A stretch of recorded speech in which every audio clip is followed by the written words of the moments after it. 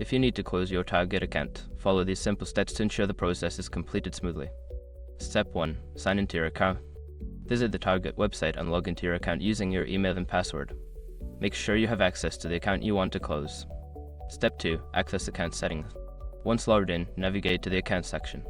Look for settings related to your account management, where you can find options to manage or close your account. Step 3. Find account closure option. In the account settings, search for an option that mentions closing or deactivating your account.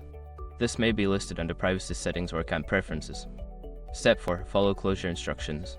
Click on the account closure option and follow the provided instructions. You may need to confirm your decision and provide a reason for closing the account.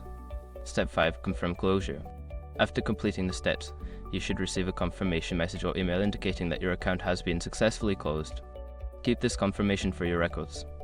If you have any issues during the process, consider contacting Target customer service for assistance.